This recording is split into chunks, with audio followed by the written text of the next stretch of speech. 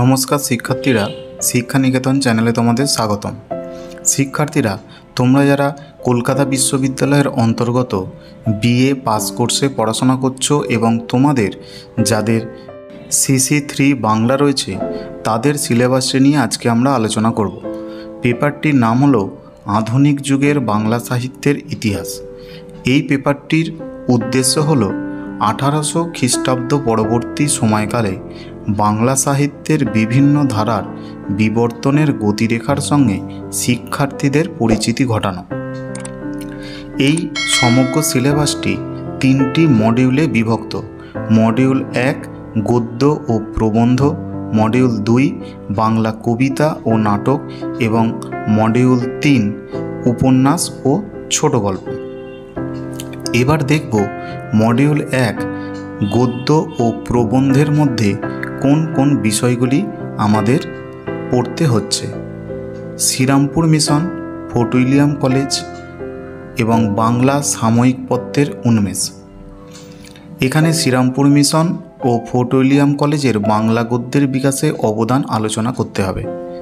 এছাড়া সিলেবাসে রয়েছে বিভিন্ন বাংলা সাময়িক পত্র যেমন দিগদর্শন, বঙ্গদর্শন ইত্যাদি।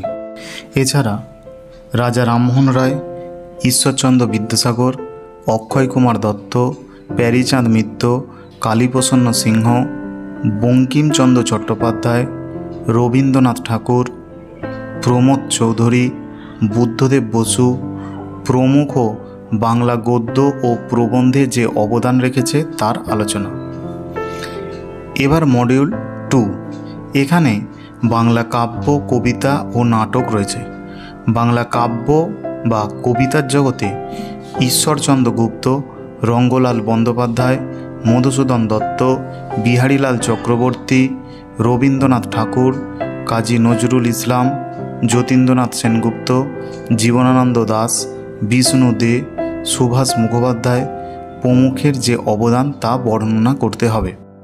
বাংলা নাটকে মধুসূদন দত্ত, দীনবন্ধু মিত্র, গিরিশচন্দ্র ঘোষ, রবীন্দ্রনাথ ঠাকুর, দ্বিজেন্দ্রলাল রায় এবং বিজন ভট্টাচার্যের অবদান পড়তে হবে। মডিউল 3 থেকে বাংলা উপন্যাস ও ছোট গল্পের বিষয়ে পড়তে হবে।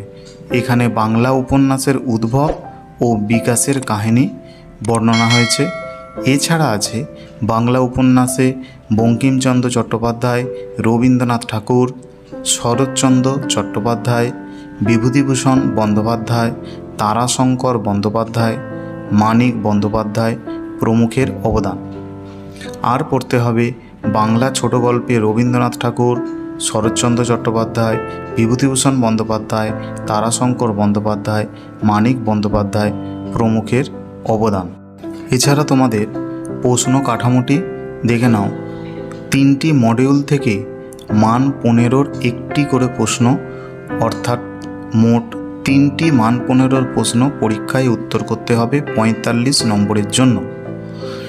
এরপর মান 5-এর 3টি প্রশ্ন 3টি মডিউল থেকে মোট 15 নম্বরের উত্তর করতে হবে পরীক্ষায়, এবং মান 1-এর 15টি এসে টাইপ কোশ্চেন পরীক্ষায় উত্তর করতে হবে। তাহলে তোমাদের ফাইনাল পরীক্ষায় মোট প্রশ্ন হবে 75 নম্বরের, 45, 15 এবং 15।